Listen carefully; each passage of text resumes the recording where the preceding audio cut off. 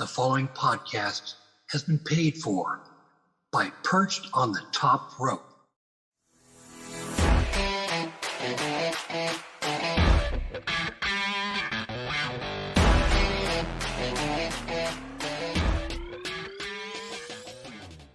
Them boys from Sandy Fort, Delaware, baby. Perched on the Top Rope podcast. You better listen to it, or I'm going to be on the Perched on the Top Rope, and I'm going to drop this froggy bow on your head. Welcome, everyone, to Perched on the Top Rope. This is the Encyclopedia of Wrestling Knowledge, Justin Largito. And with me is former dirt sheet writer for Ringside News and Sports Kita, Lee Walker, as well as our guest, Kyle, host of the Rewind on Smacked Raw. Guys, how are you doing today? What's up, buddy? How you doing? Hey, man. So glad to be here, buddy. I'm so glad to be here. This is fantastic, you guys. Thank you for having me on the show. Yeah, it's great to have you, Kyle. And I get to sit back and not host for a change. So, Justin, what are we doing? Wait, Lee, why aren't you hosting? Damn it. You know, I should have known you would bring this part up. So, Justin, why don't you tell us what we're doing, and then I'll explain why I'm not hosting. Yeah, so I found $3 million missing from the company card, and I'm currently the interim host tonight. That is not the truth. No, in all seriousness, I am going to run for the match card and host the show tonight because Lee does not have the best time pronouncing some of these New Japan names, and I feel like we'll be here for a while, possibly past Sunday. What a shallow reason to not host your own show. The fear of mispronouncing some names. No, there's not a fear of mispronouncing names. There's a well-known fact that for the AEW New Japan Pro Wrestling pay-per-view that is this Sunday, that Lee Walker will in fact pronounce names wrong. But ladies and gentlemen, Friday at 1 p.m. Eastern time, you can check Perched on the Top Rope on the AEW New Japan Pro Wrestling media call with AEW CEO Tony Khan. Floor's yours, Justin. Okay, let's get right into it. Let's kick in this forbidden door. So on the buy-in this Sunday, we have the 8-man, by the looks of it. Max Caster and the Gun Club, consisting of Billy Gunn, Austin Gunn, and Colton Gunn. They're going to be taking on Yuya Uemura, Alex Colon, the DKC, and Kevin Knight. Personally, I'm not too familiar with 4 on the New Japan side. I know DKC is actually wrestling on Rampage this week against Hook. I don't know how that's going to go for him. Probably not that well. You know, Max Caster and the Gun Club, they've been featured pretty well on AEW TV as of late. So I'm going to go with Max Caster and the Gun Club, pick up the win on the buy-in. Are you going to tell one of us who's next? I apologize. Lee, what do you see happening in this case? So with This isn't awkward at all, folks. It's Yeah, not like right. we just threw this together last second. I'm actually Okay. pulling up the match card. What's up, Lee? So, like, I personally don't know any of those names that you brought up. And the fact that you said that one of them is wrestling Hook on Rampage, well, Hook is undefeated, and AEW is not going to have their Rampage shining star lose. Not going to lose yet. And it's not going to be someone from New Japan Pro Wrestling. So, I mean, that right there just told me everything I need to know about the buy-in match.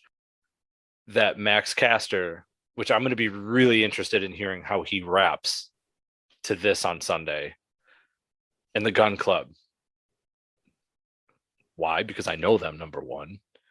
And 2, you told me all I need to know because of Rampage. Very nice. Very evil. Yeah, let's not bring up clowns. Anyway, Kyle, how do you see this buy-in match going down this Sunday? I mean, I think it's going to go down pretty good. I think it's you know, Max Caster, you have the characters is what you got going on here. You have the characters. You got Max Caster with his rap. Everyone loves that. And then, yeah, I don't know anybody else after this point. The Gun Club. Who the fuck is the Gun Club? You know, like, I'm not going to lie. I will say this. Off the top of my head, I think what you're going to do is you're going to have Team New Japan win this. I think it's just, I'm going to flip a coin on this one. These are some of the lesser known people for me. I don't feel like it's that predictable though. I feel like I'm just trying to take up air and try to figure out what I'm saying as I'm talking. It's not working out. I'm going to say Team New Japan for the win. Okay, so we got two for Team AEW, one for Team New Japan. Okay, there's the buy-in. Let's kick it in right to the main card. We're going to start off strong. As announced last night on Dynamite, Bryan Danielson is off the show, off Forbidden Door and off Blood and Guts. And you'll see the pattern of injuries kind of plaguing this card as we go on. But I think AEW and New Japan have kind of did a pretty good job of, giving us a pretty good card for the most part, even though some people won't be taking part in the show. But we're going to start off with Zack Sabre Jr., which is a mystery opponent. And this mystery opponent will be replacing Bryan Danielson at Forbidden Door and in Blood and Guts next week on Dynamite. I've heard multiple names thrown around, top 3 since the announcement last night. Obviously, you have Johnny Gargano. I think any mystery in AEW, you're just going to hear his name from now on. Jonathan Gresham, the Ring of Honor World Champion, and he's been out with an injury for a few months now. And who I think this is going to be, and I cross my fingers, I pray, we see the debut of Claudio Cesaro, any name he's going by. I know he took a trademark out on Cesaro without the E, so that may be the name he goes by. Not 100% sure on where he's going to go with that. But the way it was described by Bryan Danielson last night on Dynamite, one of the most technical wrestlers in the world, trusts and has the utmost trust in him to get the win this Sunday and get the win in Blood and Guts. And I think Cesaro matches that perfectly. If it is Cesaro, this is going to be awesome.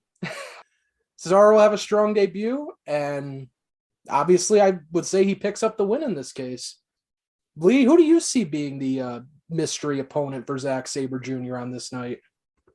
So I feel like he wouldn't say someone's name or say someone was a great technical wrestler, this or that, blah, blah, blah, if he didn't have wrestled him, stepped in the ring with this person, yada, yada. Now, if I go by what fellow promoters in the industry are saying, I would go with Cesaro 100%. I don't think Johnny Wrestling's coming back just yet, but his time is coming. Other than that, I would love to throw a curveball out there for everybody. Mantar. How did I not see that coming? No, in all seriousness, I'm going with Cesaro. A lot of promoter friends are talking that it's Cesaro, just through trying to book him for meet and greets and stuff like that, because he's literally done nothing since he's left the E. So I'm going to say Cesaro. Yeah, and Lee, while I have it in my head, like we both brought up the possibility of Johnny Gargano as well. It was pointed out today that Johnny Gargano is doing a meet and greet at a convention in Chicago this weekend, Saturday and Sunday. And he actually had to go on Twitter and say, hey guys, it's not me, even though you're not going to believe me. But yeah, I think we both stick with our pick for Cesaro. Kyle, who do you see facing Zack Sabre Jr. this Sunday? Well, I got to start out and say that the fact that Bryan Danielson is out sucks. It's like getting nicks and cuts as a bald guy when you shave with a conventional razor. But I believe he's going to give someone as reliable as the Flex Series 5 head blade brought to you by Freedom Grooming. I feel like that person has to be Cesaro. Okay. Cesaro is going to get in there just as good as anybody else, just like the Flex Series is just as good as conventional shaving. I think it's got to be Cesaro, man. It's going to be great. He mentioned also that he's going to be somebody that's going to be great in the future of AEW. And so that kind of steers me away from Gargano, because I don't know why, but in my heart of hearts, I feel like Johnny Gargano is going back to WWE. I don't know why. I just feel like that's the case. So I also think that Cesaro also fits right in with the Blackpool Combat Club vibe that you have with those guys and might be a future member. Actually, I don't know why I heard speculation that Brian announced this replacement as a future member of the club. I can't confirm that. But yeah, I'm in agreement with you guys. I think it's Cesaro. And I also think whoever you bring in also has to beat Zack Sabre Jr. to go on into blood and guts with momentum, So I think that, the perfect fit is Cesaro, just like the perfect electric razor is the Flex Series 5 head blade brought to you by Freedom Grooming. Well, nice plug, Kyle. Respect it. Also, just a thing to point out, you did bring up the fact that this mystery opponent could possibly be joining the Blackpool Combat Club. Obviously, we said that they're going to be taking Brian's place in Blood and Guts on Wednesday. But I think Excalibur did make mention that this person is joining the Blackpool Combat Club. But yeah, Cesaro is definitely a perfect fit for that group. Okay, so that was mentioned. Yeah, it was mentioned on commentary. I don't think Brian brought it up directly in the promo, but it was brought up afterwards. Yeah, that leads me to believe that it would be somebody like Cesaro. Just like I said, because I don't know, it's complete baseless speculation, but I just don't see Gargano being in AEW for whatever reason. I just don't get that vibe. Yeah, no, I definitely agree with you. Hopefully we can get this Bryan Danielson, Zack Sabre Jr. match at some point. Maybe at All Out, maybe at some show in Japan. You guys believe that this ain't going to be the only crossover event that we get with New Japan and AEW, right? No. Like, unless something dramatic happens and there's a huge falling out, like, I believe they're going to line back up in the future and have another crossover. Because, New Japan was doing a lot of stuff with Ring of Honor. They would do their crossover events and stuff like that. So, yeah, they'll meet up down the road. Yeah, honestly, this Forbidden Door show I see being a yearly event. Kind of like how the King of the Ring was the Big Five. AEW already has their Big Four every year. I could see this being number 5 for them. We'll move on and we'll go into another 8-man tag match on the main card. For one night only, the Young Bucks are in the Bullet Club. It's going to be Matt Jackson, Nick Jackson, El Phantasmo, and Hikuleo. They're going to be taking on the team that is being dubbed Dudes with Attitudes. Stop right there. That's what it says. Did anyone talk to Sean and Diesel about this? I don't think so, but I'm sure Sean and Diesel will be talking to their lawyers about this later on. Those are the only dudes with attitudes this guy will recognize.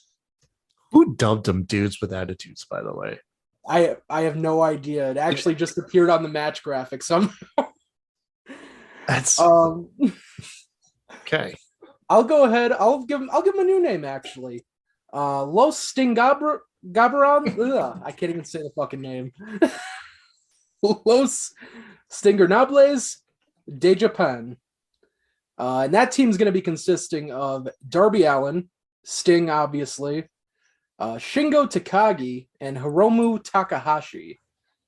I'm very familiar with just about everyone in this match, actually. Hikuleo and El Phantasmo have been making more frequent appearances throughout Impact as well. So they have a little bit more exposure in the U.S., as well as Shingo Takagi and Hiromu Takahashi. They're pretty featured names in New Japan, especially Shingo. I would imagine we have Darby, Sting, Shingo Takagi, and Hiromu Takahashi take the win here. Sting has to kind of get his revenge for what happened with Red Dragon, Pillmanizing his leg a few weeks ago on Dynamite. Why is it called Pillmanizing, by the way? Am I stupid here? So back in 90, this would be 96, yeah, because of Austin.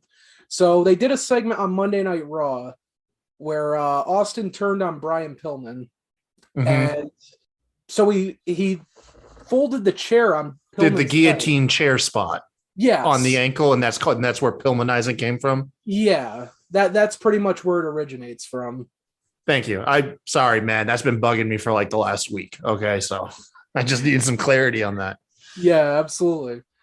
But yeah, like I said, Darby and Sting's team I see getting the win, and this could possibly set up Darby and Sting versus the Young Bucks in a tag title match. I'm not saying put the tag titles on Sting and Darby, but I could definitely see it leading to that, especially with Kyle O'Reilly injured at this moment. And Fucking everybody's injured. Jesus Christ. yeah, I told you, as we go up this card, we're going to see it more and more. Bobby Fish, I believe, is still, he's not injured, I don't think. As far as I'm aware, he's fine, but Bobby Fish is doing a virtual meet and greet right now through Captain's Corners on Facebook. yes. Yep. My man, Bobby Fish, former substitute teacher, but that's neither here nor there. Lee, how do you see this 8-man tag going?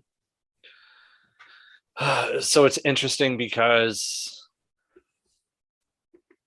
I always say with like pay-per-views like this and things like that, New Japan usually takes more of the L's than the American company when these like things happen. But this is one where you have AEW and New Japan guys, teaming together. And what makes this harder is, another match later on. Will they have the Bullet Club guys with the Young Bucks win? They sure enough have more guys to come out and interrupt the match than their opponents of Darby, Sting, and the other two from New Japan. Sting and Darby have Matt Hardy right now. That's it, to like back them up if need be. I'm going to say by some form of interference. Either I'm going to go with dudes with attitudes by disqualification. DQ. Wow, man. I know that's like a stretch, especially with AEW, but like I'm trying to be rational here, but most likely way overthinking this, as I tend to. It's just, I think with that many guys, that are in the Bullet Club and those who back the Young Bucks, that's just, I see it either as a disqualification or I want to say the Bullet Club wins, but I see some sort of interference happening on behalf of the Young Bucks and Bullet Club 100%. I'm just like at a toss up between how the finish is, and I'm kind of going like WWE with it in a DQ finish. And all hell breaks loose. Wow. That would be WWF Attitude style. You're not wrong. Where guys from both companies come down and all hell breaks loose. Like in the invasion angle when Raw would end. The ECW and WCW guys would come and interfere, and then the WWE guys would come down and jump and be like, "Yo, we're unity," blah blah blah. Or you can date back even further during the Attitude Era, Monday Night Wars. When the NWO would come out and attack somebody, the whole WCW locker room would empty from the top guys of at the time, like Sting, Luger, and this and that, down to the talent enhancement for the night would all come out. Take a page out of their book, AEW. That's all. That's the way I see it. It's the way I would want it, I guess. Okay. Kyle, who you got in this? Well, there's so many ways that this could go. Like, I see why this was complicated to you. You've got like 8 people in this match, just like the 8 attachments that come with your Freedom Grooming Kit when you order from freedomgrooming.com with your Flex Series Blade. There's just so many things that could happen here, folks. But I got to say, at the end of the day, they've been making this whole event out of like Bullet Club and Elite. And just on that alone, I'm going to say it's going to be Team Bullet Club. Team Bullet Club's going to take this. I think the Young Bucks just won those titles.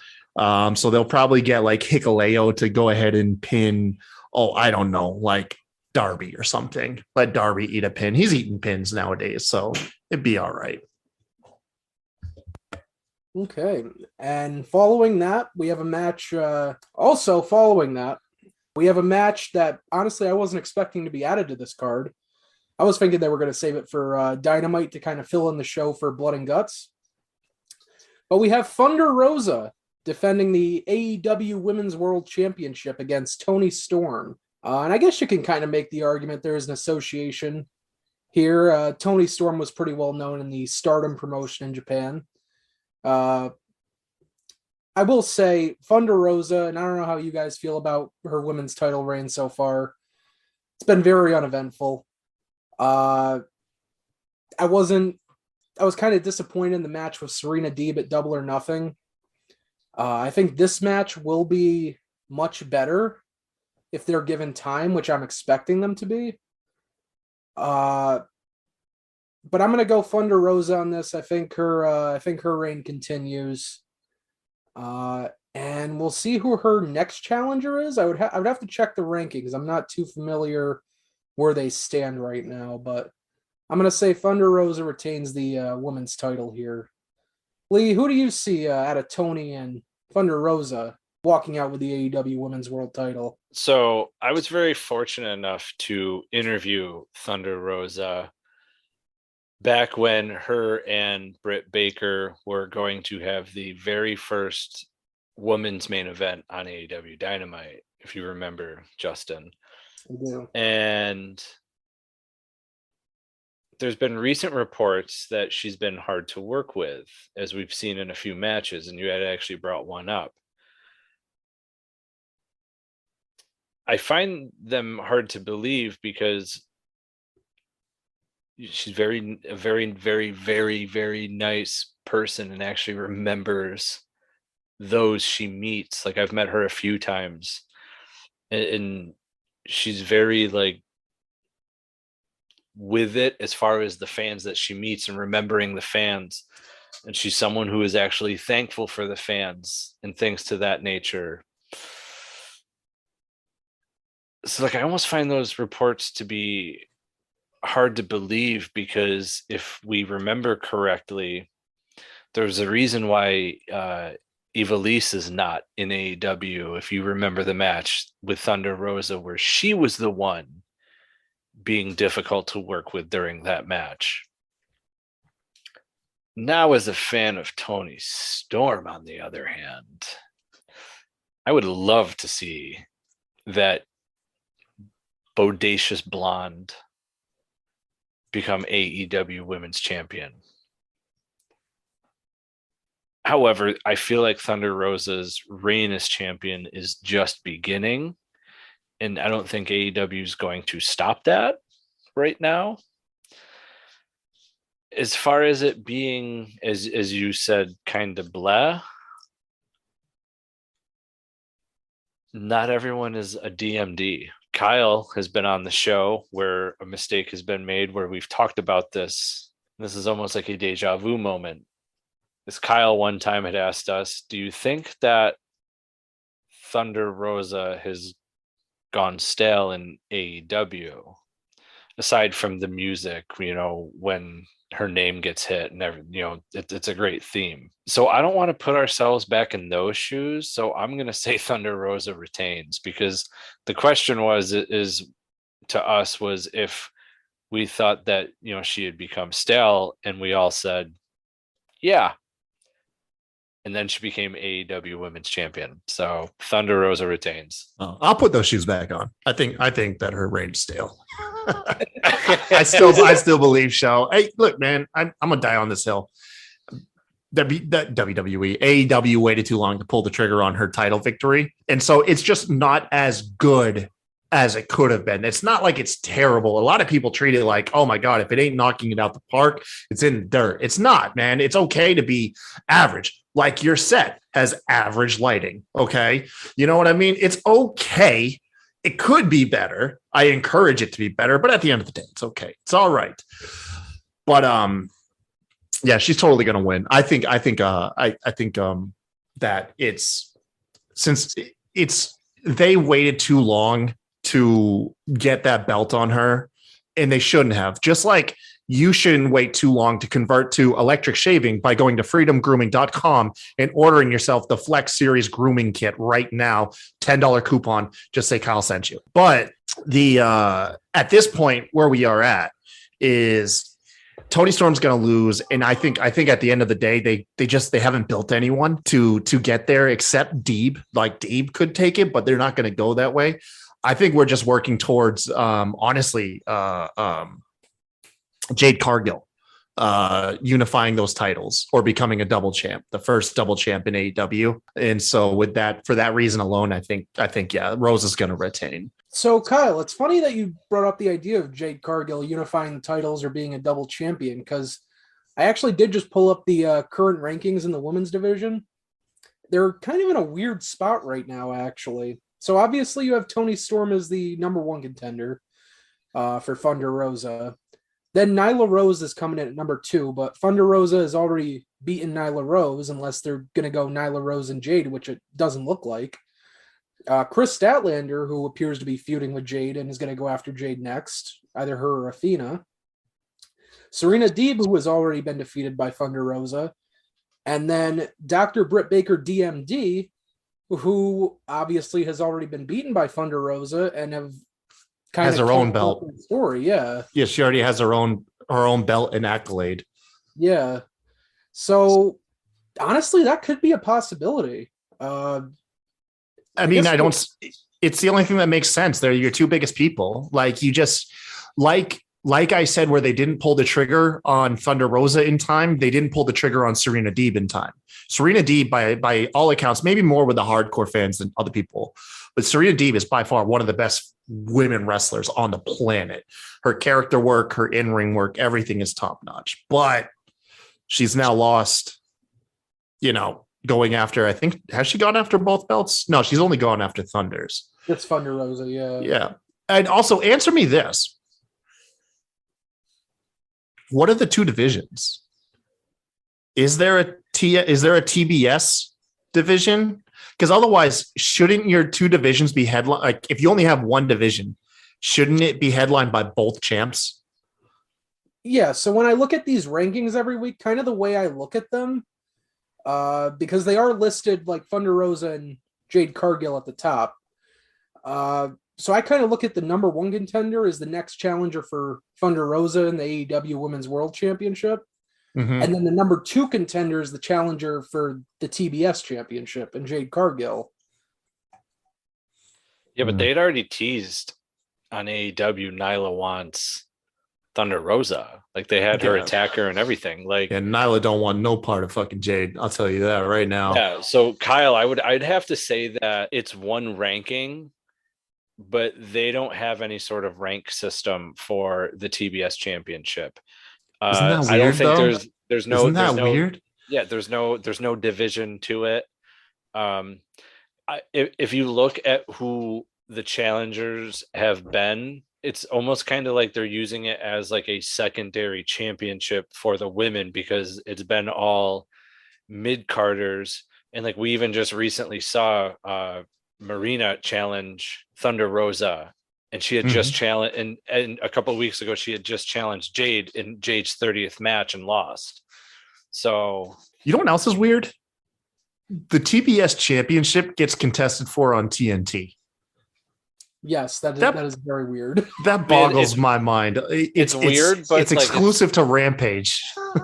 Yeah. And the TNT Championship is contested on TBS a lot of the time. Now, I will see that TNT title does touch down on Rampage every now and then. But yes, you're right. Yeah, it pops up. They should be exclusive to their networks, folks. You know what I mean? And besides, why wouldn't you want Jade on fucking Dynamite, dude? Jade is legit, folks. Where do you guys stand with Jade, by the way? I'm a super fan. So I feel like I was probably the average fan on her, with the fact that she, bro, you not a baddie. You ain't in the baddie section. Come on, man. No. Hold up here. Like she was green. Like, and it was obvious. But that's okay. That's fine. I kind of had a theory, because like so many people were talking about it on the internet. That's why she'd been doing all the green with the green hair dye and this and that, kind of like making fun of it to the fans, like a big FU back to them. Yeah, that's pretty cool. And that was my theory, because that's when a lot of people were talking. She's on the internet. She's green. And I was like, smart Mark Sterling definitely gave her some pointers and said, "Yo, dye your hair green. Let's do this and run with it." You know what else is green is money, and that's what that chick is. Yeah, money too. Like it's all there. Like everything is green, but like I saw it as like almost like a FU to the critics out there by doing it. Like that's how I read it, and I thought it was a good like. I read into things a lot, and like so through my perception of that, I thought it was a great idea of going with the green on it, because like celebrating the 30th victory, green balloons and green this and green that, and they're talking about Jade's 30th win being, celebrating with green, being green. She's green. And that, like, I'm like going on and on in my head. And I'm like, yo, that's where I was going with it. So to me, like, if that was like what she was going with, she won me over with that. And that's like what had me be like, all right, I'm a fan, because like in theory, that's what I saw everything as. So in my head, I rolled with it and it made me like her. As far as like the pairing with Smart Mark Sterling, I think there could be. I think he like passed her off, correct? Like she had. Oh yeah, because she's got. Stokely came in. Yeah, like Stokely came in and took over. Big best mouthpiece that could ever go with her. Like, and I think AEW recognized that when they brought him in. Was like, hey, Mark, like your time is up with Jade. So, and I thought the transition. He's like the on-screen lawyer anyways. Like, yeah, he is picked up by everybody. So like I thought the transition was a good transition. Kind of like, Brother Love handing over the Undertaker, to Paul Bearer type deal, so I was like, yo, okay, that's pretty cool. The transition was a good transition, and she's got the baddie section now. So like, you can tell AEW, even though like in the beginning she was green, you can see the writing on the wall. They know she's the next big thing for them in the women's division, but for AEW in general. So you can see all these little things are adding up to a bigger and bigger picture, which I would have to agree is being the first woman to unify any championship in AEW, because that alone just gives her that much more credibility to her name to elevate her to a bigger star. And let's face it, name a woman, I don't care, in any company that has a better physique than Jade Cargill. Go ahead. It's hard. That's a difficult one to do, but no, man. Yeah. Jade's the future. Justin, do you think I could be a baddie? I could be a baddie, right? I think we all could be baddies, man. Man, I want to be a baddie so bad. Who doesn't? We should put in an application like Stokely halfway. I have, dude. I think my application keeps getting lost because I don't get any replies. How about we go to just start going to the AEW shows together and forming like our own baddie section? Lee, I'll see you in Rochester in 2 weeks. I will be there, bro. Sorry, we derailed this into like a J-Pipe show. I'm so sorry, you guys. No. This is a good talk, actually. For me, definitely I think Jade needs to kind of polish up her in-ring work, but nobody's perfect. I can't really give her shit for that. You only do. When you're that big of a star, you only need to know like 6 moves. Yeah. That's it. Do have 6 moves to run through all your matches and then throw in like one new one to make each match just a little bit different.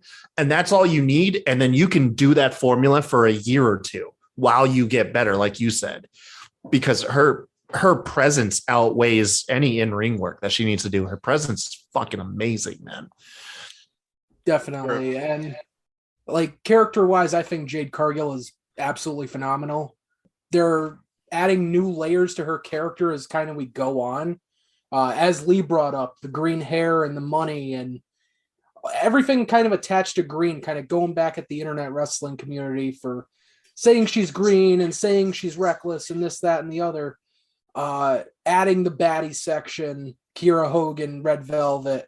And I said on the show a few months ago when Malcolm Bivens was released from WWE, I said, I know Mark Sterling is doing his thing with Jade right now, but I think Stokely Hathaway is the perfect mouthpiece for Jade Cargill. And so far, he's absolutely proven that. And did you see his announcement that he was suing Statlander for like As- $3.5 million. As he should. Screw them. Yeah, Jade Cargill, the baddie, is Stokely. Just great act on TV right now in AEW. Which brings me to the next match on the card. And honestly, this would probably be my top 3 in the matches I'm looking forward to this Sunday. We have a triple threat, winner takes all tag team match for the Ring of Honor World Tag Team Champions as well as the IWGP Tag Team Championships. We have FTR, who are the current holders of the Ring of Honor tag titles, as well as the United Empire, Great O'Khan, and Jeff Cobb, currently holding the IWGP tag titles, taking on Roppongi Vice, Trent Beretta, and Rocky Romero. I think this is going to be awesome. FTR in ring has just been doing some of the best work throughout all of wrestling, tag team wise, even singles wise. If you look at Dax Harwood's recent matches, they've just been just fantastic. I'm expecting them to kind of continue the FTR trend and obtain the IWGP tag team titles on this show to add on to the AAA and the Ring of Honor. Maybe eventually this builds up to the Young Bucks versus FTR again for the AEW World Tag titles, maybe All Out. But I think FTR kind of has the belt collector gimmick going on, similar to Kenny Omega last year, except in this case, it's kind of more of a slowly but surely winning these titles.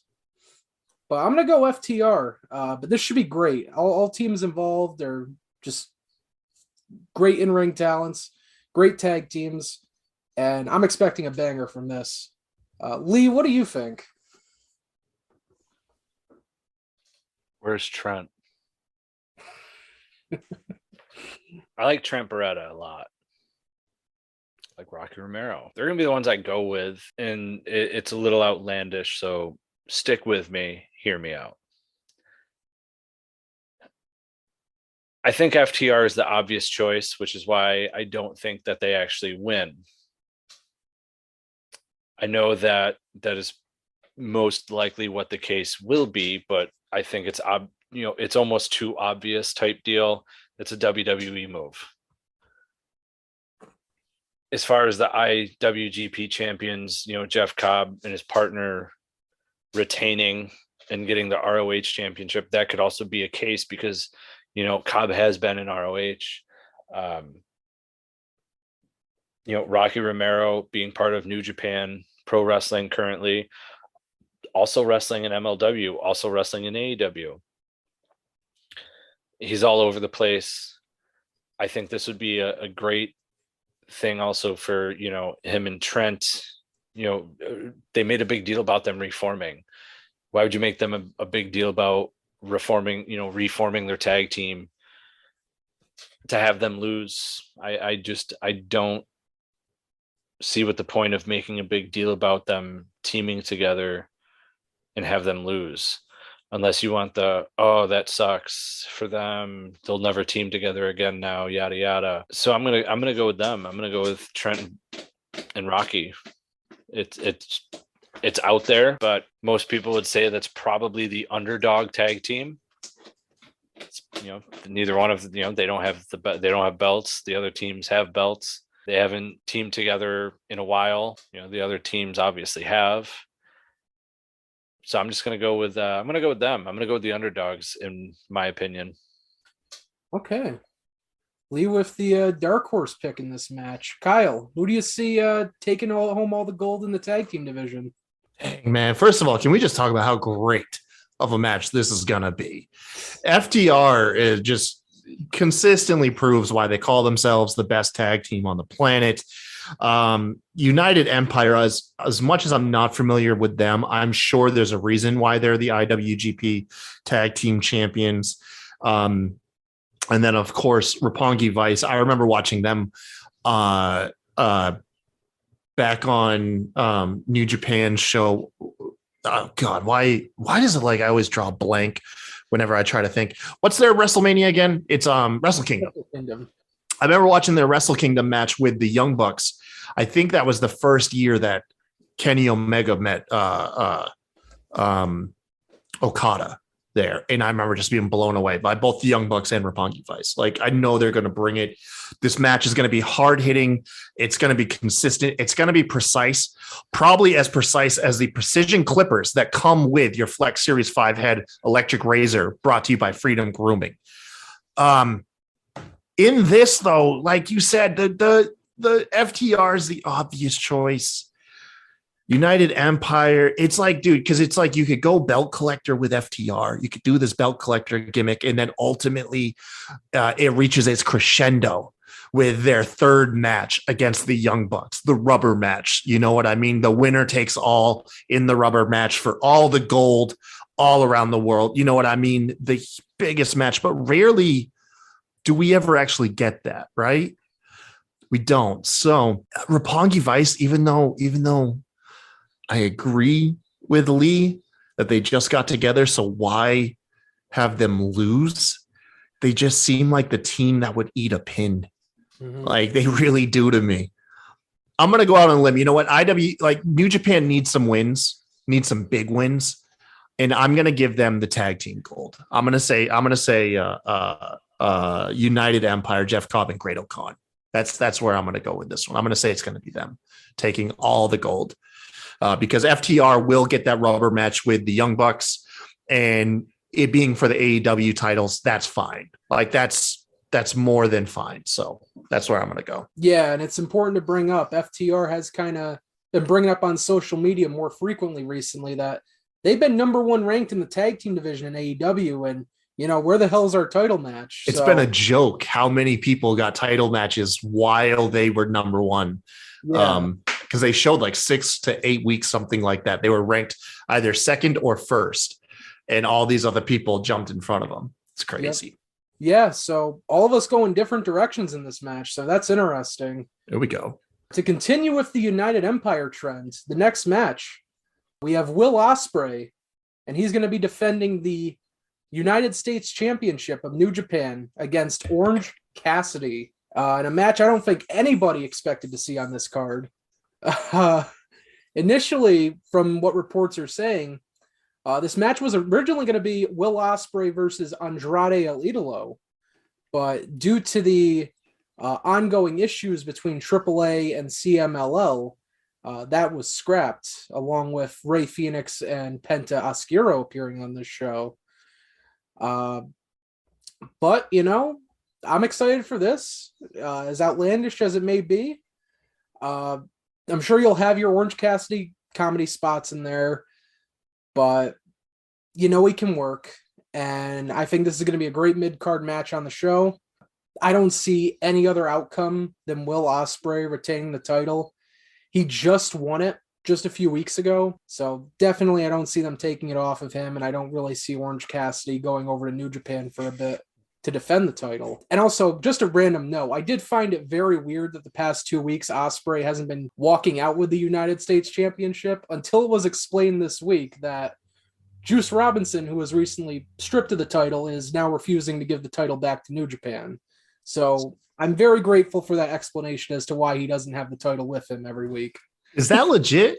I think it's a storyline. Okay. Yeah, Juice, he wasn't able to defend the title recently due to, I believe it was appendicitis. I may be wrong, but I think it was appendicitis he came down with, and he couldn't make the booking. Didn't the same thing happen to Moxley? He got stripped for not defending the belt during COVID and stuff. Yes. So actually, no, it was right before COVID. I guess there was a volcano eruption in Japan, and obviously airlines kind of shut down. So Moxley couldn't make it into Japan. And the way it kind of is in New Japan, if you can't make the fucking match, you're stripped of your title no matter what. Jesus. No interim champs over there, man. They don't fuck around. Lee, who do you see walking out with the IWGP United States Championship? I'm very thankful for that explanation. Going to be an interesting match. I don't know. Kyle, you can go ahead, man. So this is the match that a lot of people are getting pissed off about. And it's a lot of people get pissed off when you pair any big guy with Orange Cassidy. It makes it makes the people that don't like Orange Cassidy's style come out in droves. They treat him like he's annoying, like he's like unsightly nose and ear hair, which you could take care of with the nose and ear hair trimmer on the Flex Series electric shaver. Just saying. But it's going to be a banger of a match, dude. It's the low key, like it legitimately might be the match of the evening. Like it really could be. I think a lot of people think that it is set up to be that, but I don't know, man. It's going to be fun. I think this one is probably the one I'm the most confident in who's going to win, besides the Thunder Rosa Tony Storm match, which I think it's Will Ospreay. I think it's a really bad look if you take New Japan's, especially their United States heavyweight champion, and have them lose to Orange Cassidy. As much as I like Orange Cassidy, his only big wins need to be like very big story matches, not ham-fisted title matches, you know? So I think it's going to be a great match. I think this is going to be match of the night as far as like singles matches go.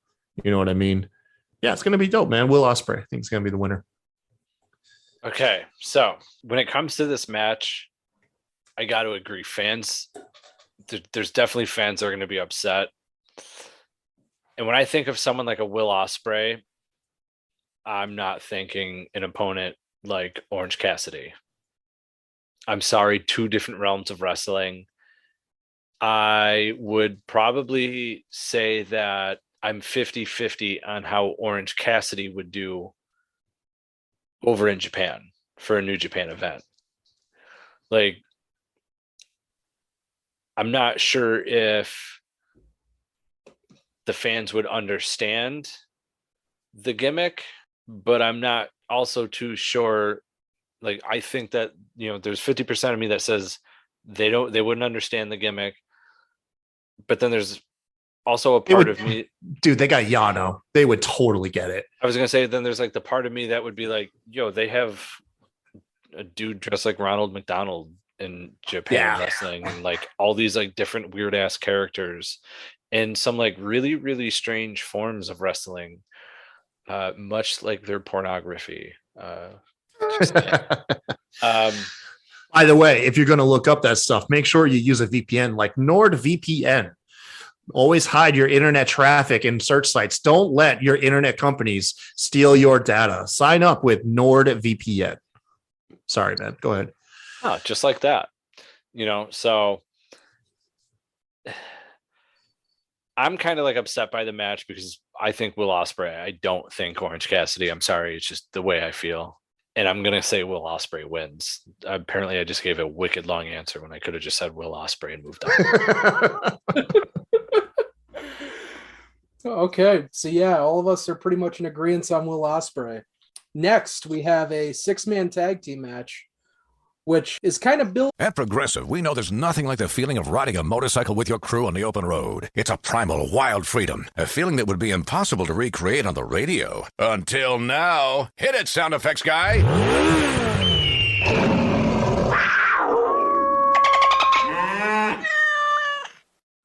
No. You know, we really lost our stride at the end there. Get 24/7 roadside assistance with Progressive, America's #1 motorcycle insurer. Progressive Casualty Insurance Company and Affiliates. Roadside assistance subject to policy terms and limits and may require comprehensive coverage. To this Wednesday's Dynamite with Blood and Guts, with the Jericho Appreciation Society and the Blackpool Combat Club, Santana Ortiz and Eddie Kingston. Because here we're going to have Les Sex Gods, Chris Jericho and Sammy Guevara, with Minoru Suzuki, and they're going to be taking on Eddie Kingston, Wheeler Yuta, and Shoto Umino. Wouldn't they be the Les Sex Wizards at this point? Very good point. Very good point. We're going to call them Les Sex Wizards. Thank you. So, Lee, earlier you brought up that the fact that you see a brawl in the Sting and Darby and Bullet Club match. This is kind of the match where I see some kind of massive brawl breaking out, as we've seen the last few weeks on Dynamite with this select few of wrestlers. You know, I expect seeing Santana Ortiz in this, Matt Menard, Daniel Garcia, Angelo Parker, Jake Hager, I'm sure all of them are going to run out at some point during this. Going to be cool to see Minoru Suzuki teaming with Jericho and Sammy Guevara, I think. And I think I'm going to actually pick them to take the win here and, get the heat going into Blood and Guts. Lee, who do you see kind of gaining momentum going into Blood and Guts this Wednesday on Dynamite? So with the Brawl, this is going to be the match that we see that massive hardcore spot. Sammy Guevara is going to do something completely outrageous because that's what Sammy Guevara does on a pay-per-view such as this. And this is, again, a trios match where I think we see a big brawl, just like I think we're going to see one with, Bullet Club and Young Bucks and their opponents. I can't bring myself to say it. I'm not going to. Anyway, the dudes with attitudes. Yeah, no, that's Shawn Michaels and Diesel. That's the Heartbreak Kid and Diesel. They were the dudes with attitudes, and Vince McMahon ate it up on the microphone every time he said it. It was like he got a thrill off it. Two dudes with attitudes. It was insane. And I don't even know where the tag team name came up from, but they held all the gold in WWF at one point. Both, two guys held every championship for the entire company. Those were the days. Anyway, what were we saying? Who's gonna win? Who do you think will win, you stone bastard? You're welcome. All right, what was the match again? It's Sammy Guevara, Chris Jericho, Minoru Suzuki. I'm messing with you. However, I am going with Jericho, Sammy, and Suzuki. After watching what went down on Dynamite, it's going to be like those outlandish spots that make the match, but it's going to be the ending, I think, that like really brings it into Blood and Guts, with the heels going in with that much more heat for this match, just adding fuel to the fire for the faces to overcome and really, win that match. That's where it's going to be more important for ratings. I feel like for the company, have the heels win on the pay-per-view. That entices the fans even more to see what happens on Dynamite that Wednesday. Okay. Kyle, is you going to make it 3-0 on this one? Do you see the Sex Wizards taking the win? The Sex Wizards. Yeah, man. No, I'm right there. You guys already spilled it. The only thing I'm going to add to it, really, to this is, yeah, you have a team made up of like a wizard, a murder grandpa, and like a softcore pornographer, which is a hell of a team dynamic, by the way. This will be like what like oftentimes results in like some of my most favorite AEW matches, where they do the arena style, no DQ, just the brawling match, that's usually reserved for like the Sting matches, but I think that'll be this one, to be honest with you guys. I don't think it's going to be straight up trios, but yeah, for the same reasons like you guys said. Yeah, I'm going to go with Jericho's team. It's just because like, I hate to say it because I always get annoyed with people who just try to look too far down the road instead of the match that they're looking at, but I can't help it with this one. I firmly believe all the baby faces will win Blood and Guts. And for that reason, I feel like it's a foregone conclusion that Jericho's team wins here. The only thing that's really weird to me is the fact that Suzuki and Jericho are teaming. It just feels like Suzuki would just not team with Jericho. Like, I don't know why, man. It just feels like no, like he would begin to be his teammate and then like 2 moments in just got style pile driver. You know what I mean? Like, yeah, no, that could happen. He could be like, screw it, and just beat up everybody, be his own team. Yeah, I know, man. But that's how I see it, man. That's how I see it with y'all. Okay, we're all going with Sex Wizards. And if any of you disagree with us, We'll throw a fireball in your face. Yes. By the way, do you think a fireball happens at Forbidden Door or Blood and Guts? I'm gonna say Blood and Guts. We're getting a fireball, right? At some point. I think so. It has to happen. It has to. I could see a situation where Eddie Kingston kind of reverses it on Jericho and wouldn't that be fantastic, dude? Somehow. Yeah. I don't know, like douse a fucking like tennis ball in some lighter fluid or something. Yeah. And Kingston just like, right back at him. It was right back at him, dude. Well, Ortiz used to or Santana or Ortiz, one of the two. They used to carry around the sock with the tennis balls. So yeah, dude. There you go. The obvious tennis balls too. Like they're supposed to be like billiard balls, but that's a tennis ball in there. Oh yeah. And moving on, we're gonna have the introduction of the AEW All-Atlantic Championship. Yes, sir. And it's gonna be contested. AKA Miro's title. Like just the Miro belt. Took the words out of my mouth. But, yeah. They've made this belt. I'm sorry, bro. I'm sorry, Justin. This is my match of the evening. They made an entire belt for Miro. That is what this is, bro. They made that motherfucker for Miro. Also, and they also like, fuck the Pacific, by the way, too. Like that was also some weird shade being tossed there, man. Sorry, Justin. No, you're fine. Don't worry. So yep, in case you didn't know, we have Miro. And he's going to be taking on in a 4-way match Pac, Malachi Black, and what was initially supposed to be Tomohiro Ishii, who is, as we learned before we started the show, been pulled from Forbidden Door due to injury, and he is being replaced by Clark Connors. What? I didn't even know this. Yeah. Honestly, I'm very disappointed because I really wanted to see Tomohiro Ishii and Miro go at it. But, yeah. So Clark Connors is taking his place. I'm not too familiar with Clark Connors, so this Sunday will kind of be my first exposure to him. As Kyle had pointed out, it's got to be Miro winning this. You would think Pac and Malachi Black are just going to cancel each other out because of the feud with Death Triangle and the House of Black that's ongoing. And I just don't see them putting this title on a New Japan guy, especially one like Clark Connors. So this is Miro's match all the way.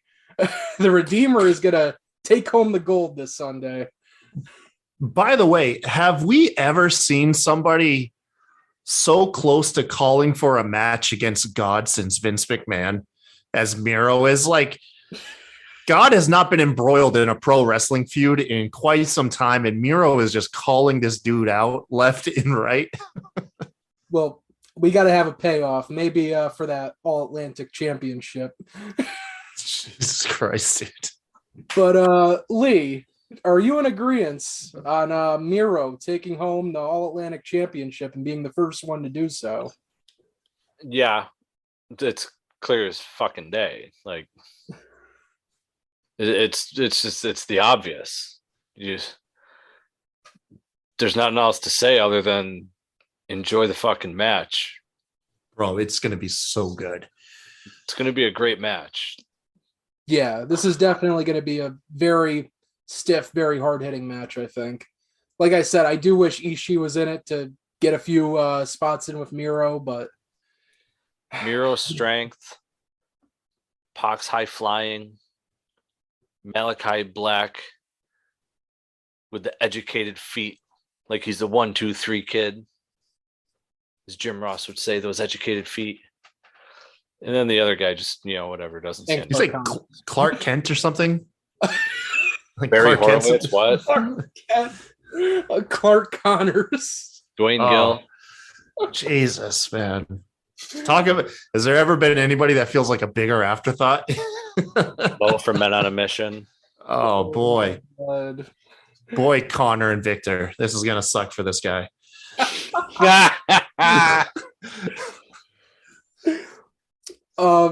So then we're going to go into the first of our 2 main events. And I'm very excited. This actually may be the match I'm most excited for on this show since it's been announced. Fatal 4-way match for the IWGP World Heavyweight Championship. We got champion Jay White defending against Kazuchika Okada, Hangman Adam Page, and Adam Cole, baby. So this is just going to be awesome, I think. I was kind of surprised they went with a four-way just due to the fact that you never really see the world title in New Japan defended in a multi-man match. Isn't that neat, dude? That's so cool. Yeah, they usually kind of go for the singles when the title's defended, but this is just going to be awesome, I think. Kazuchika Okada, his kind of spot on the show was up in the air for a while. Like, we didn't know if he was going to be there, if he wasn't. But obviously he's here, and I'm just very excited for this match. Everyone in this match is just top notch, and I'm gonna say Jay White only because he recently just won the IWGP World Title from Kazuchika Okada, and I don't see them changing the title on this show. It's possible, but I just don't see it at the moment. Lee, who do you see walking out with the IWGP World Championship in this? God, this is actually a tough one to call. Now, AEW has really seemingly pushed the Jay White, Adam Cole thing, obviously with Hangman, and with New Japan. This was a recent change of champions for the IWGP Heavyweight Championship that they had within the company itself. Because originally Okada was the champion. So it's going to be an interesting match. And as you said, you'd have to really, really look back on a multi-man heavyweight championship match for New Japan Pro Wrestling. If there's actually ever been one, I'm not too sure. Like, I don't know the history of New Japan, to be honest with you. Like, that's something that would be new to me to like know for like wrestling history, aside from like the little things that I know. I want to say Jay White does not retain. I at least want to say that. But as far as who wins, I'm still up in the air. I'm going to say Adam Cole like snakes, and we end up getting a feud with like the Young Bucks, Cole and his boys, with when O'Reilly comes back and Fish versus the Bullet Club.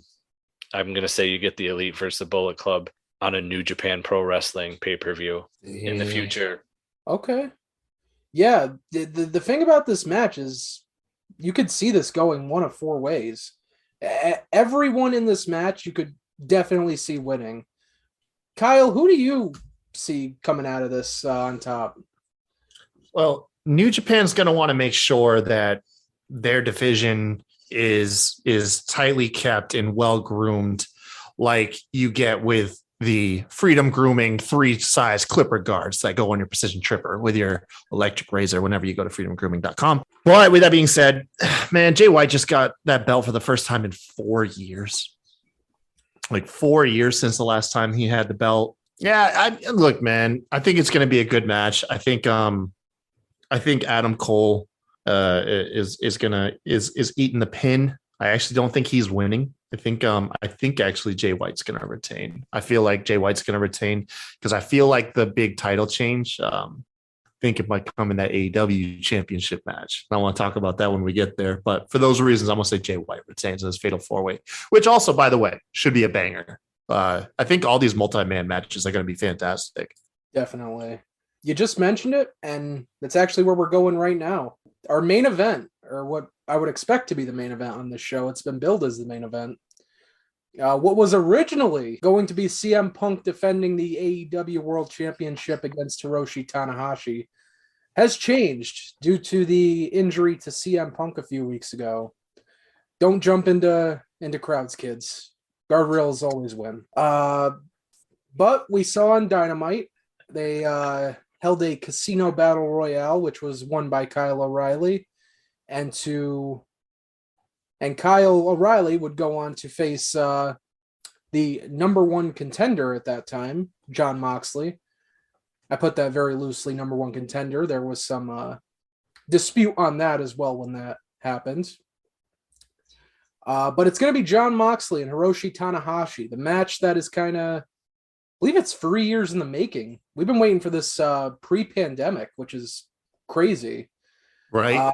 Yeah, I know they tried to do this match last year all out, and Tanahashi wasn't able to make it into the States. I believe that would have been in the G1 at that time, and that's why he couldn't make the show.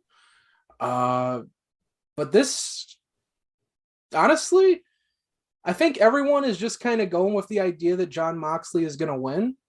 And I do believe Jon Moxley will be walking out AEW World Champion here. But it's fun to think. It's fun to imagine the possibility of Hiroshi Tanahashi winning the AEW World Championship. The only issue you would run into is obviously this is an interim World Championship. And it doesn't really make much sense to have an interim World Championship and both of your champions are either injured or in Japan and not on Dynamite or Rampage. Is he in Japan though? Or is he wrestling in the States? So Tanahashi, from what I heard, he's in the G1 this year. Okay. And that takes about a month of your schedule. So it's possible they kind of go without the world champion for a month. But I can't see it. So I'm going to go Jon Moxley on this. I don't know what their plans are after this with Moxley, who his next challenger will be. Actually, let me pull up the rankings quick because I do have them still up. You see, the world title rankings are in a weird spot too. Because obviously you have Jon Moxley as number 1, and then Wardlow is number 2, and they're not going to throw Wardlow at the world title right now. Now when he's calling out the TNT champion. Yeah. Hangman Page is number 3, so maybe you could revisit Hangman Page kind of going after the world title. Then Adam Cole, which is possible. We haven't seen Adam Cole and Jon Moxley yet. And then number 5 is Jay Lethal, which I absolutely don't see them going in that direction because of the ongoing feud with Samoa Joe and Jay Lethal for the Ring of Honor television title. But Jon Moxley, I definitely see next AEW World Champion, and eventually I would imagine Moxley will stay champion until Punk comes back, and we'll get that match to determine the undisputed AEW Championship. Lee, who do you see walking out as the interim AEW World Champion? I mean, based off everything you explained, it almost seems too obvious that it's going to be Jon Moxley. So I'll go with that, with the idea of being more interested in, okay, now who does he face? You know, you put it on Tanahashi, what happens next? Does a AEW star just take the belt off him because they know that, you know, he's only here in America for a short time, so you can only use him for a short time, so he just becomes a placeholder, which really doesn't help his career going back to New Japan, looking like a placeholder. You know, the Japanese and their style, with the strong style of wrestling, those championship belts, if you watch through the course of the history of New Japan, mean a lot. That's why there's always been very, very long title reigns, way longer than anything we've experienced like here in America, even up until recently. Now, recently, they've started doing shorter and shorter reigns, which to me is almost disappointing as someone who grew up in the golden era where champions lasted a while and the feuds lasted for a long time. You didn't just go from feud to feud to feud to fill a pay-per-view card. You could feud with somebody, have matches with that person on television, you know, non-title matches, or, you know, have matches with other wrestlers while still in a feud. You could do that. Nowadays, that doesn't really seem possible with the way that professional wrestling and or sports entertainment, however you want to call it, I don't care, goes. So as a fan of old school, I'd rather see a longer reign, which would not be Tanahashi. But we also know that it's just an interim championship. So do we see Tanahashi coming back to face CM Punk? How long would it take to get another work visa? How long would he have to be in America? You know, there's a lot of things that play into factor with that. Jon Moxley's already here in America, so there's nothing to worry about with that. I'd be really interested to see CM Punk versus Jon Moxley just as much as I'd be interested in seeing Tanahashi versus CM Punk. But I think realistically, we're going to see more of a CM Punk versus Jon Moxley. But at that point, the question is who wins? are fans going to be happy that it's Jon Moxley who has the championship? And while CM Punk is recovering from surgery, recognizes that and says, hey, put the belt back on him? Or does CM Punk come back and Tony Khan says, okay, we're going to run with the original storyline that we had set up, and now it sets us back? Because, now we're getting, now the storylines we would have been getting at this time are now on a halt because Tony Khan decided to keep the championship on CM Punk.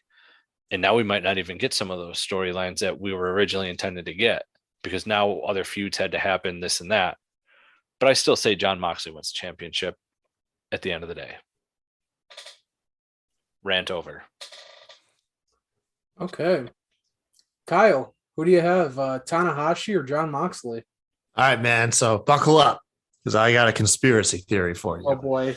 Yes. I love conspiracies. Yeah, man. Let me put my tinfoil hat on here. So it starts way back in Money in the Bank in 2011. CM Punk just took the belt and went home. I think it was 2011. I'm pretty sure that was the year. Well, anyways, what everybody want to see. They wanted to see that WWE title pop up in Ring of Honor and all these other small promotions. It got everyone excited. You know what I mean? Ultimately, it didn't happen. And 2 weeks later, it was back on WWE. But another thing, too, is all these injuries. I find it kind of suspicious. CM Punk is the only one that doesn't disclose what his injury was, what type of surgery he had, or any type of estimated return time, because I don't think CM Punk's injured. I think it's all a story. I think it's all a work, my friend. I think that man is healthy. I think what happened is they saw an opportunity. He's going out there. He's wrestling an athletic style that's outside of his ability, and he got banged up really fast. I think he did get banged up, and he needed some time to rest, and he couldn't come out and defend that belt a lot. So here's what you do. You have exactly what's played out with Tanahashi and Jon Moxley. You get everybody excited. You announce CM Punk and Tanahashi. But now here's where the plot even thickens further.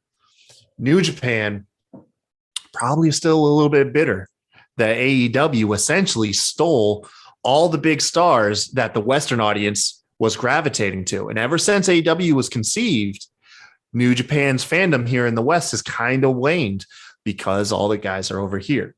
So how does Tony Khan make it right? We say, hey, give us Ace. We'll put our belt on him. Go ahead, put him on New Japan television, have him run around, maybe defend it once or twice in some throwaway feuds. Get some hype up. Let's get some buzz in the professional wrestling world. This also helps book another crossover event, or at least a couple crossover matches down the road. So I think that's exactly what's going on. Tanahashi comes out, shocks the world, wins Tony Khan's belt. We already have 1 million fucking belts on AEW that we can fight for in the time being, okay? When Brock Lesnar was hoarding that WWE title a couple years ago, the US title became like the belt on Raw, and we enjoyed it. Like, it was okay. We got that shit. We got the TNT title. We got the Miro belt. We got the TBS title. We got the fucking tag titles. They'll probably bring out some trio titles. We got the Ring of Honor Pure title. We got the Ring of Honor TV title. Like, we got belts to put on AEW. So yeah, let Tanahashi win it. Go ahead and get all that buzz going. Get like shock the fucking wrestling world. And then you build up this dream match of these two aged veterans, one of the, like, essentially, and who else was also, who was CM Punk's biggest enemy in WWE? Who was his biggest rival? It was fucking John Cena, right? What does everybody refer to Tanahashi as? The John Cena of goddamn New Japan. Okay?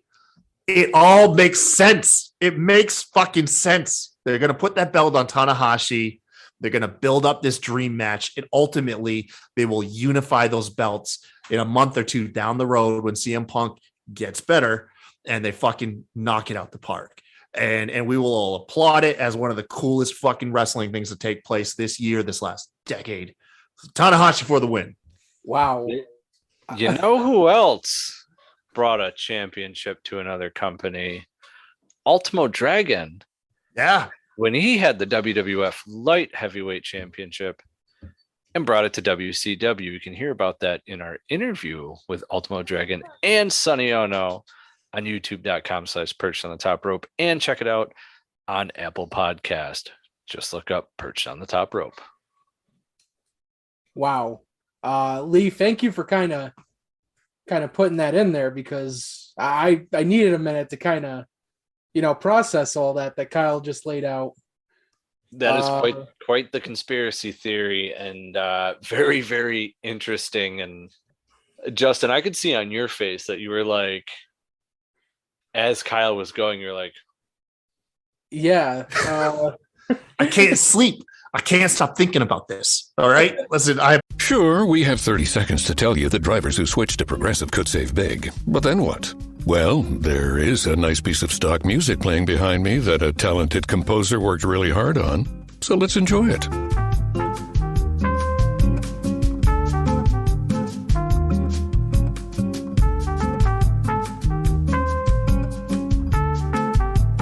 Wow, almost overshadows the saving big when you switch to Progressive part. Progressive Casualty Insurance Company and Affiliates. I'm neglecting my kids because I am so embroiled in this. It just makes sense.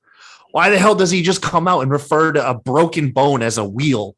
The wheel broke. What fucking broke? Everybody comes out and lists what their injury is. We get x-rays. We get updates. yeah, and we find out about it on dirt sheets. Yes. It makes sense. He's not fucking injured, man. He's not injured. He said, Tony Khan, I had the coolest opportunity back in 2011 at Money in the Bank. Let's do it. Let's do what WWE was too scared to do. Fucking makes sense, man. Yeah. I will say, if that is the case and that's the direction they go, I will not be disappointed, because it's hot in here. I'll throw one out there. This is will CM Punk be at Forbidden Door? I think so. I think we get at least they are in Chicago. They're in the United Center where Punk made his AEW debut back in August. So I think we do get at least an appearance from Punk, just to do maybe a promo before the main event. To stare off, to hold his belt up in front of Tanahashi after he wins it from Jon Moxley. Okay. Now, my final question, Justin, take back over, because this is one that I've been thinking about the whole night. Now, the pay-per-view is Forbidden Door. Now, I think that if we're going to see this become an annual pay-per-view that Kyle had talked about, I think a few guys are going to have to get out of some contracts. Phoenix, Penta. Well, let me clarify. My thought isn't that it will be an annual event. My thought personally is they will meet again down the road. Yeah, no, I agree. But like, if this were to become an annual pay-per-view, I would have to say Penta, Phoenix, and Andrade would have to get out of the CMML AAA contracts, or there'd have to be some sort of agreement to allow them on the Forbidden Door pay-per-view. My question is, for the both of you guys, is aside from who we already know that is announced on the pay-per-view, has matches, do we get any surprises throughout the night of people not announced showing up at the pay-per-view? And if so, who do you think we see? So I think it's definitely possible. One name that, kind of going back over the card, I noticed was kind of a glaring omission was there's no Tetsuya Naito on this show. I don't know where he would kind of fit in, which match, and where he would make an appearance. But I think he would definitely have to make some kind of appearance on this show, unless there's something else going on where he has some kind of injury or he has a personal matter to handle. Well, they're going to announce one more match on Rampage. Okay. I don't know if Naito, would be relegated to just like a Rampage announcement. Probably not, because Naito is a huge deal. Yeah. But there is one more match. According to WrestlingHeadlines.com, there's one more match to be announced on Rampage. Okay. Yeah, Naito's kind of the guy you wouldn't like wait till the last show, especially if it's like Rampage, to just kind of throw his name onto the card. So even though I do still think we get some kind of appearance from him. Honestly, I'm kind of surprised we didn't get maybe a casino battle royale on the buy-in with AEW and New Japan talent. The only reason I could see them not wanting to go that direction is they just did one on TV like 3 weeks ago, so I understand that. I did think it was kind of interesting, though. We didn't get any kind of battle royal with both companies' talent. Yeah, is there anyone you guys see possibly showing up on this show with some kind of surprise? Yano. Okay. Yeah, because if Cesaro is debuting, you don't want to like undercut him. You know what I mean? You don't want somebody else to kind of steal the thunder of like the big debut. So I feel like any other people that aren't announced that will show up like quietly, I think Yano would show up, and he would probably show up in the where's a match where you could have a good comedy spot? The Sex Wizards match. Okay. I think you could have Yano show up there. I think he's with Chaos. So I don't know. Where's Shada line? Where's his allegiance? Where's Shada? Well, if he's with Chaos, there's a possibility maybe the Orange Cassidy Will Ospreay match. I'm not sure. I feel like Yano would be there for a comedy spot, but yeah, that's just me. Yeah, I'm just gonna say Yano because, like I said, I feel like you'd be kind of doing if Cesaro's debuting. I feel like you'd be kind of doing him dirty by having somebody else be an even bigger debut at the show. You know what I mean? No, absolutely. I get what you're saying. Lee, who do you see that is kind of a noticeable omission from this card? I mean, maybe not like a notable per se, but like I would have liked to have seen Evil. I just had Evil in my head too. You know, Yeah. I was like, Yeah. you know, where he's part of Bullet Club, right? Yeah. You know, Mhm. so like I'm thinking maybe he's one of the ones that help interfere. Maybe we see some Impact Bullet Club people like Ace Austin. Oh shit! Yeah, I forgot all about that, man. Or you know, show up. Or Chris Bay. Yeah, Chris Bay is another one. Or, you know, maybe we see some former members of the Bullet Club angry that they got kicked out of Bullet Club. Jeff Jarrett. You know, Jeff Jarrett. He was Bullet Club. Recently added was Scott Norton to the Bullet Club. I maybe we see him. Oh, what about the Gorillas of Destiny? Where are they at, man? Well, and that's what I'm saying. Like, what if they show up? You know, there's a lot of names out there, you know, feuding with the Bullet Club also that I thought, hey, maybe, you know, these guys will be part of this. Maybe not.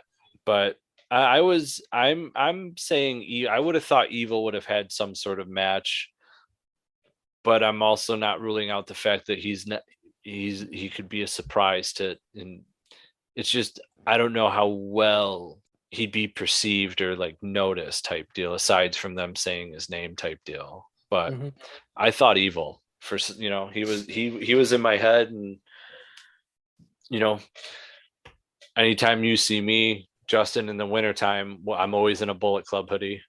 Yep. So I'm going Evil all the way.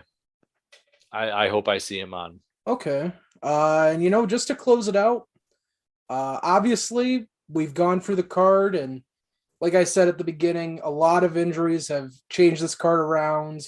Obviously the CMLL and AAA issues preventing Andrade and the Lucha Brothers from appearing on the show. What do you guys think of the card overall? And do you think AEW did a good job with the build and the hype to the show leading in? No, I don't think. I think the fans are the ones building and hyping the show. I think AEW didn't do them that best. And I mean, I don't think that's like a hot take either. I think everybody kind of agrees that AEW really didn't do the best job, not only like building the rivalries and the matches, they didn't really do a good job like educating the fans on who these New Japan people are. You know what I mean? There's a lot of these New Japan members that came out. Me, who I'm not a hardcore fan, but I know I watch pro wrestling way more than like some average person that I walk into that they're like, oh yeah, I like wrestling. You know, I mean, I know I watch way more than they do. And yeah, there's a lot of people that I'm like, man, I wish I just had like a quick little video package. Let me know something a little bit more. Other than that, man, where the card's at, dude, I'm still stoked. I think at the end of the day, the one place that New Japan and AEW deliver, regardless, is in the ring, man. You know what I mean? So I think the matches alone, I think we're going to be exhausted by the end, by like just the quality of these matches that come out. There's, off the top of my head, I know 4 that all could easily be match of the night, you know? So I think it's going to be great. But yeah, the build wasn't the best, but who cares, man? If you're going to do this event later on, we'll get the perfect storm show down the road. You know, your first one doesn't always have to be the best. Yeah, I'm kind of in agreement with you on that, Kyle. Lee, what's your opinion on the show and kind of going into it? I think the build was trash when they realized everybody was injured, and they were like, well, shit, why fucking waste the marketing money on this?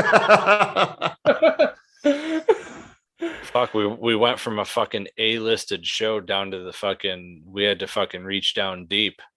Got C's. We're solid C's across the board. C's and B's. Yeah, we're solid C's and B's. Fuck, like even no Kenny Omega. Like, there's another name. We know of. Hey, yeah. Hangman's looking for some brooms. If y'all watch Being the Elite, like, I'm kind of like and like with Kyle thinking, if this became a yearly pay-per-view, that would be cool. If it just becomes like a couple here and there type deal, that's cool too. But I think there needs to be another one for the matches that we were supposed to get. I don't need storylines. I don't need a build up. Just give me the damn matches. The storytelling can tell itself in the ring, because that's all I need for that. With those matches, I've never in my entire life seen where a Forbidden Door is open and them explain who these other people are. It's just automatically assumed that we know. The problem is this pay-per-view is catered more towards specific fans, whether you're a fan of New Japan, you're a fan of AEW. This is more towards the internet wrestling community. The average WWE fan are kids. Kids aren't out there searching for New Japan Pro Wrestling. They probably don't even know what it is, because when I was a kid, I sure as hell didn't know what it was, up until tape trading in the mid to late 90s. And even then, I was never a tape trader, so I didn't really know what it was. Even with the internet at that time, I didn't know what it was, because the wrestling dirt sheets at the time, which was really only a few, like prowrestling.com, ringsidenews.com, which actually started in like 96. It's like one of the oldest ones. And then there's Uncle Dave. Uncle Dave was like the only one covering anything of the sorts.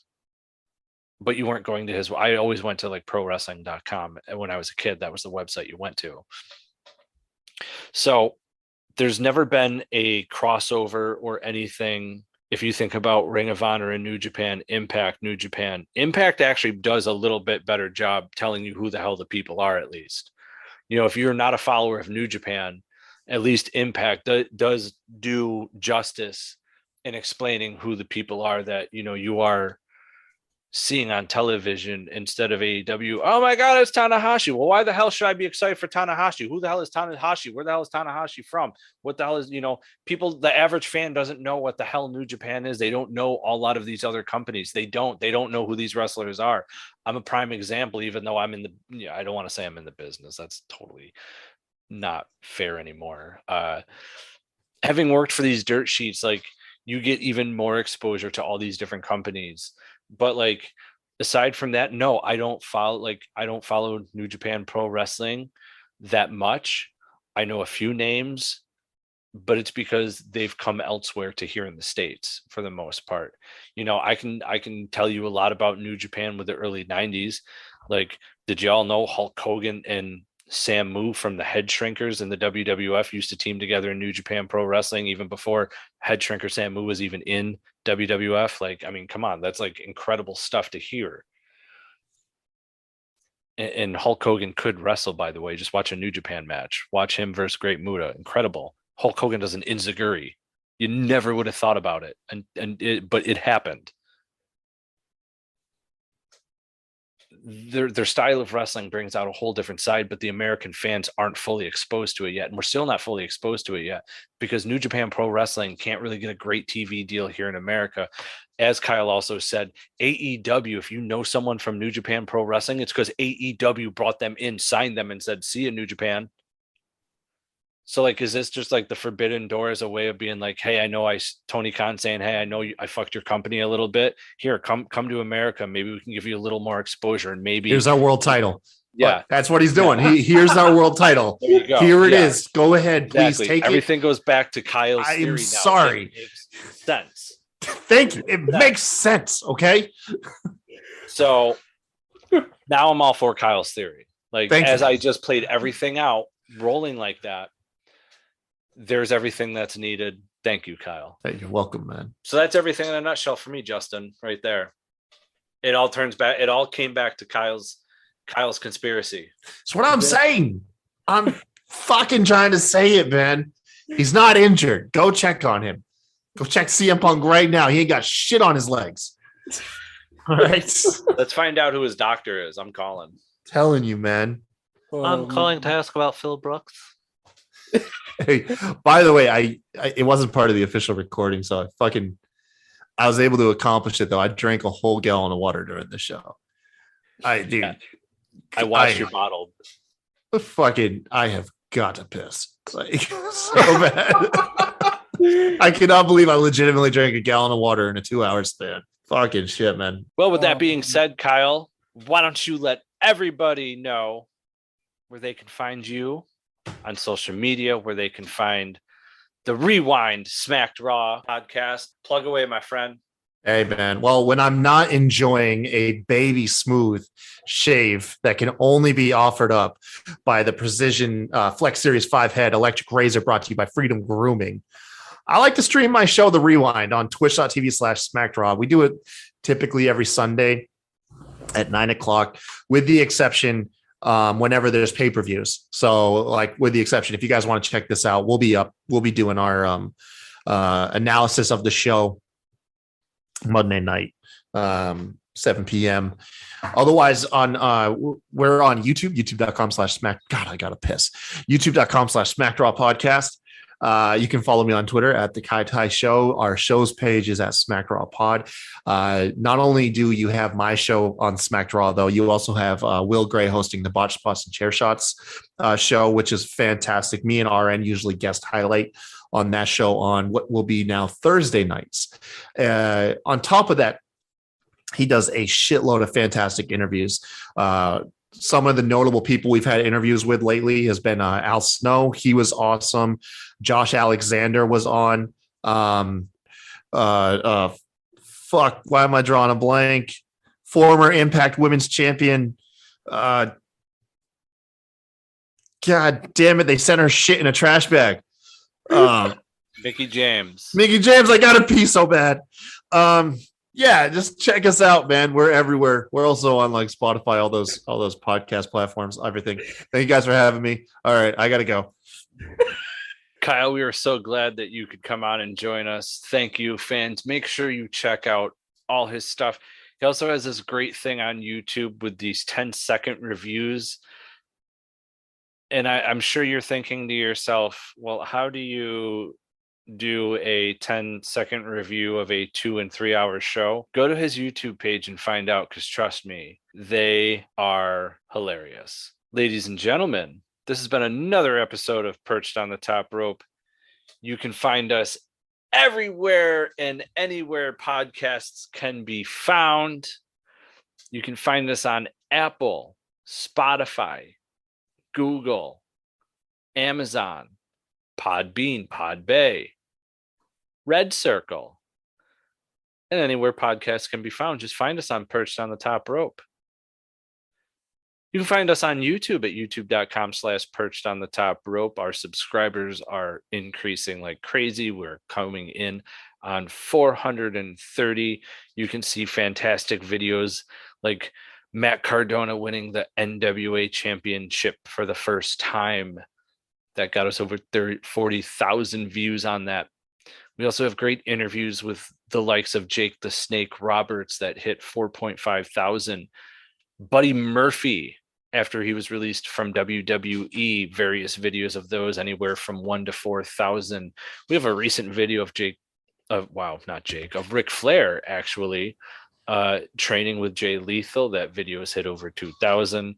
So go check out those and all our video interviews at youtube.com/perched on the top rope. You can find us on Facebook at facebook.com/perched on the top rope. We are slowly closing in on that 10,000th like.